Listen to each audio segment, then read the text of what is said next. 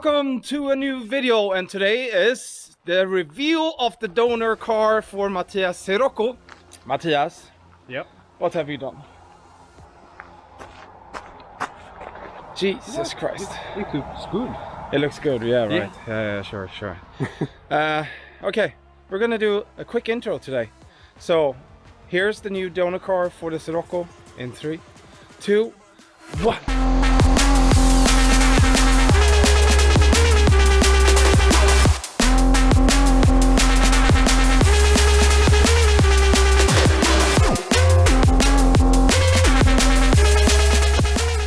And yes, it's smashed up. It's a Volkswagen Golf 4 GTI. Okay, Matthias has actually bought himself a Golf 4, a smashed or a rolled one. It popped the hood. Pop the hood? Pop the hood. He popped the hood, and we have a GTI engine. Correct me if I'm wrong, it's a 1.8. Yep. 1.8 GTI. And I think the horsepower is around about... 150. No, isn't it? 184? I think it's 150 in this one. I think it's 184, but let's check it up. Google. Yep. How many horsepower does a GTI from a 2000? Or is it a 99? 99. 99 GTI. Maybe you're right. Maybe it's the newer ones that has 184. Okay, sorry guys. Correct me if I'm wrong. Put it down in the comment section below. How much horsepower does it actually have? Okay, the history behind this one is that Matthias wanted a Golf 4, or he wanted the engine from a GTI. Yep. And I told him, I've done this so many times before, buy a whole car. The problem with it is when you're just taking the engine is that, oh, we needed that one, and we needed that part, and we could have taken that one. So he went along, took me by the words, like literally, and bought a whole car. But as you can see, it's flipped. I think the guy that had the car before, he actually was running track. Yep. And he went a little bit too fast in a corner and rolled the car. So the plans with this car is actually to take it into the workshop, and we're gonna gut it in the front. And we're thinking of actually taking the whole cable harness, right? Yep. Hopefully we're gonna see what happens. Maybe the brake booster, maybe the paddles, we don't know yet, but we're gonna try everything that fits and makes the Sirocco a little bit more modern. We want to just leave the Sirocco as it is, looking like a Sirocco from 77. Yep. With the Riga kit, but with the new updates. And I think we're gonna try to take everything suspension wise also from the Golf 4, both front and back. Both front and back. Yeah. And that's mostly off the wheel hubs and the upgrade with the brakes and everything. And we're gonna prepare the car to take it off the trailer and into the workshop. Welcome to today's video.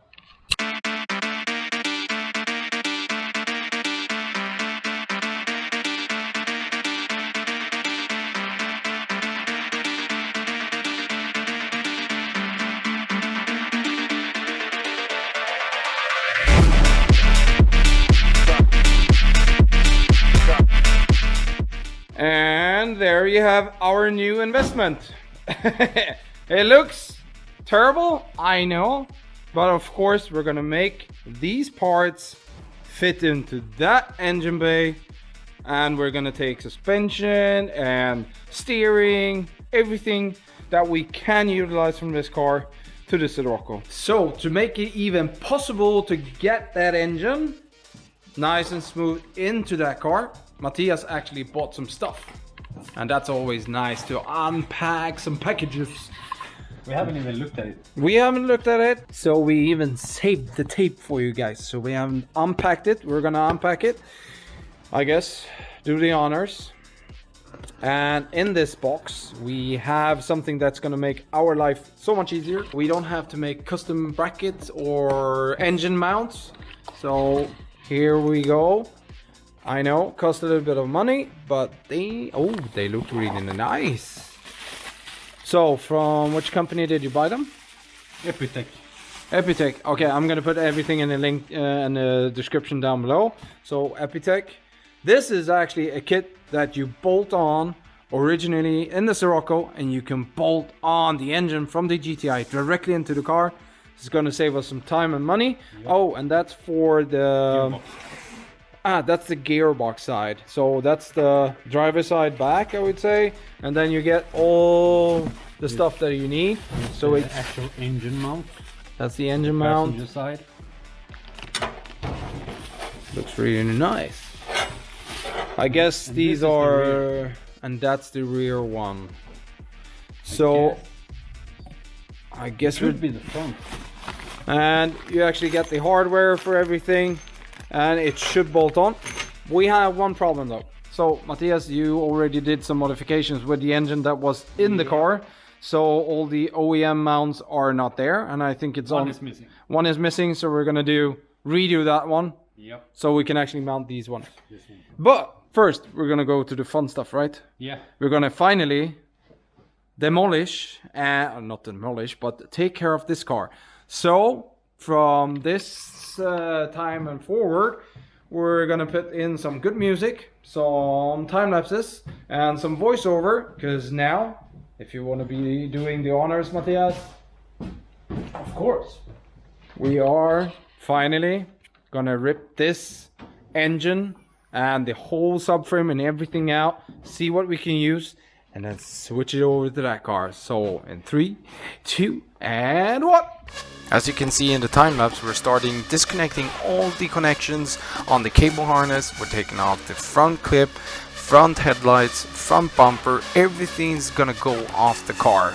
We're then moving over to taking off the front suspension with the coilovers, brakes, hubs, and everything. And the next thing we're going to do is then disassembling the drive shaft. So that's what Matthias is doing now. He's rotating the brake disc, or so to call the drive shaft, and loosening all these bolts that are on the gearbox.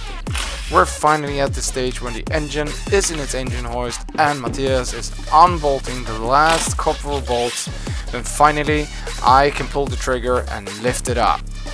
And there the beauty goes out of the MK4, and I can't wait to mount it into the Sirocco. So the engine is actually out, and yeah, we made the job good. What we're gonna look at now, it's gonna get a little bit complicated, because we don't know really how to handle this. Either we could take the whole subframe assembly and try to move it over to the next car, or we can mix and match, and we can use some parts from the original Sirocco and just modify them to fit the wheel hub.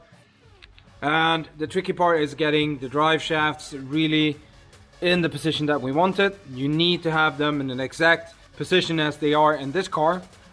And then the power steering is the next problem. Either we do custom brackets to fit the power steering over to the Sirocco, or yet again we're in the debate of taking the whole subframe. If we take the whole subframe, you need to do new mounts in the Sirocco. Me and Matthias were not really on the same page there. I want to take the whole subframe and make that fit onto there, because I think that's the fastest way, and Matthias thinks it's maybe the easiest way to go with some of the Sirocco parts and do the mix and match. I thought about taking the downpipe, at least the downpipe down under the car, and then make a custom exhaust system, because they are quite special on the Golf 4s. As you can see, it's a huge 4-inch hub that connects to the turbo, and this looks quite nice. Otherwise you're gonna have to make everything custom again. So how it looks on the turbo, on the engine, it's a big asshole, but then on the inside here it's just a 2-inch exhaust output. Yet again, the engine looks actually really good. Engine mounts you saw in the beginning of the video, we're gonna change them out. Has to fit the gearbox mount. Oh yeah, we can actually take the gearbox mount out from the box and just see how well it matches up. That's interesting. But we're gonna do a lot of measuring. I want to take the subframe out and just put it up to the car and just see how bad it is. I think that's the next step.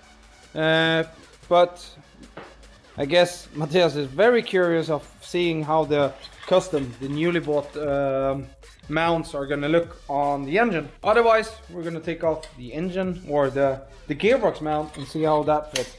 Wow, the dude that did this before has stripped quite a lot of threads. Okay. And there's something wrong here as well. Yeah, and I'm gonna go and pick up the mounts, the new nice ones.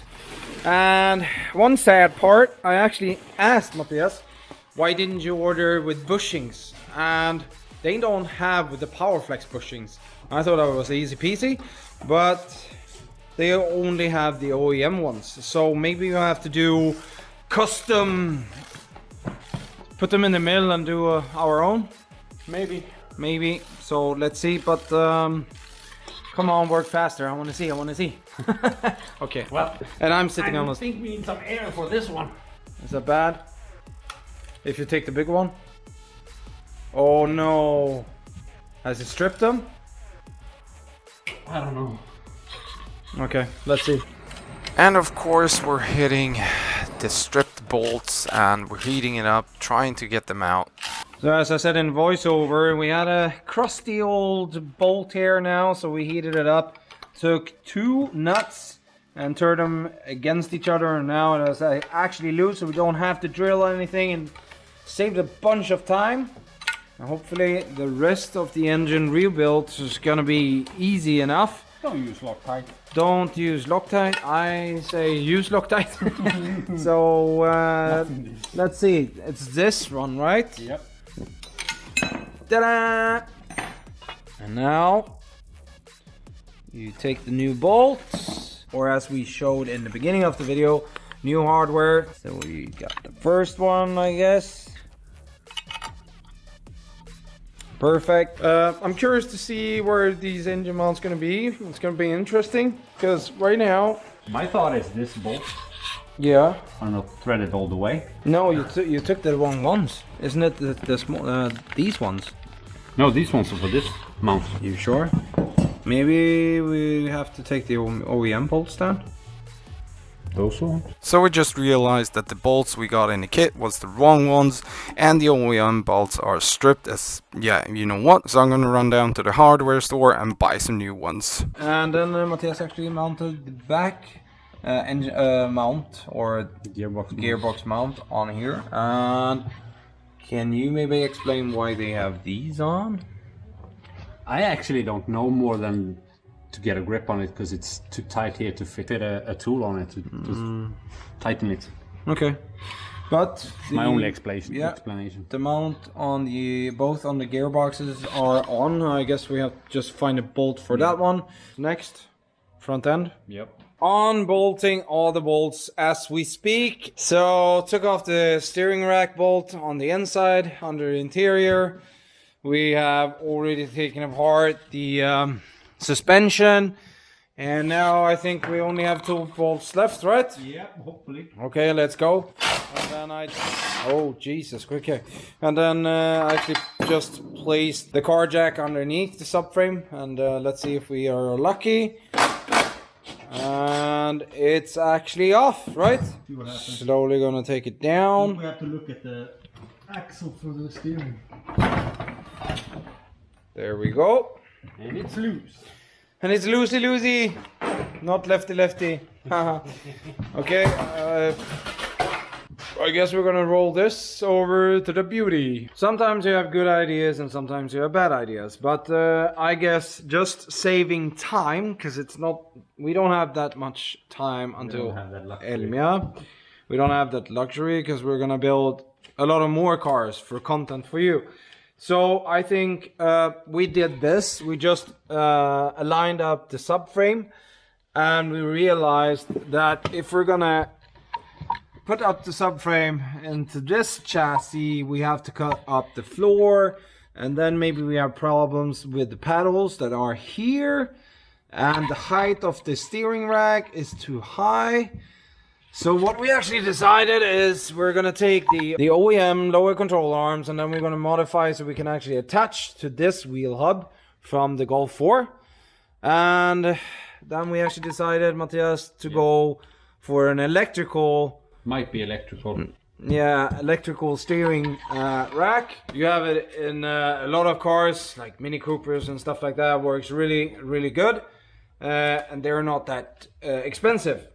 So we're gonna go that route instead. That's another thing as well. We don't have to have all this in the engine bay. Yeah, it gets cleaner. Yeah. We want to do a shaved engine bay, and we're gonna save a lot with this tubing and the plumbing, and especially maybe the pump. The steering rack is just completely too big, and the subframe is like, I would say the width of the steering rack is not the subframe is not the problem. I would say the depth of it, how much it goes into the car. We could do it, not a problem. We could cut everything away, box it. Yeah, I would say that the process and the time to do that would be 2 weeks, maybe, approximately, and that eats up too much of our time. Like, yeah, with the new mounts that we bought, we can actually just take the engine out, put it into the car, add the lower control arms and the suspension and the hub, and that's it. And then maybe put in 1 or 2 days for the electrical steering rack. That's 2 days in comparison to 2 weeks of customization. We're gonna take that route. I know I would want to do this, but we don't have the time. So, and I think it's, in the end, the electrical is gonna be better. I think so, because it's computer controlled and it's very, very smooth and nice to drive with. I think it's like $160 at the local junkyard, so we're gonna go that route. Okay, next problem is to get the right length on the lower control arms, to get the drive shaft to center at the gearbox in the right length. So what we have to do, like, we measured from this point to the other point, and we realized it was 10 centimeters too wide. So that means that we have to widen our OEM lower control arms to come out to the wheel hub in the right position, so that the drive shaft is not gonna come too far into the gearbox that it sits here. And yes, I think still that we're gonna make a lot of time on that, because we already have a plan. We are gonna cut off these ones. They are actually new. We had some luck. Yeah. I would say the spindles are quite new, or they are new, and these are brand new. So the guy who owned this car that flipped it actually took really good care of it. But we're gonna cut it off from this point, so up here. We're gonna cut it off here. Then we're gonna center this hole in this rivet that sits here. Then we actually get the distances that we want to, so the 10 centimeters in difference. So we have a plan, and why we want to utilize this hole is actually to be able to clamp down. This, first of all, is a guiding hole, so we know that the angle is right on the new lower control arm, and then we want to clamp them together through this hole, and then like a reinforcement, and then of course we're gonna weld it together with a V-shaped weld, I would say, so we can burn them really hard together. And the perks with that is that we're actually gonna be able to change out the spindles, because I don't think the lower control arms is gonna be the problem, but I think Matthias wanna buy new stuff anyway, so we're gonna buy new lower control arms, and of course the bushings. This is going to be a show car, but also a performance car. Oh, yeah, of course we're going to try it out with the old ones, so we know that it works, and then buy new ones. I think this brings us to a new issue. No, what's it? Yeah, we've already talked about it. Because the wheel hubs is going to be 5 centimeters out on each side, more than original. Yeah, so the problem with having 5 centimeters like wider in front is the issue with wheels. And we can reveal the new sponsor of wheels, I would say, in the next episode. Yeah, I think so. But the problem is that the ET is going to be way high to get the wheel to go in quite far, because the wheel hub is so wide out and we don't want to hit these nice fenders. We're gonna go for an 8.5 or an 8-inch wheel in the front and 11 in the back, but we're gonna have to have wheels with a high ET so it comes further into the wheel hub and hopefully it doesn't hit the spring. Yeah. That's the next problem. So it's not just doing, but You still have to turn. you still have to turn as well. And we talked about in the strut towers, we want, of course, to buy, we're going to buy the adjustable ones for camber, or we're going to make them ourselves, I guess. We're going to check out how expensive they are. I don't think they are that expensive, but maybe it's too low of adjustment. And I know that you have the drawings for new ones. I have my own on my drift car. But I guess take these off, take those off, cutty, bolt them down and see what happens. And then I guess you have to order new ones so we can, yeah. And now, yeah, it's already midnight as usual. This video is starting to get really long, so we're gonna end it here, and thank you so much for watching. Hit that like button and subscribe.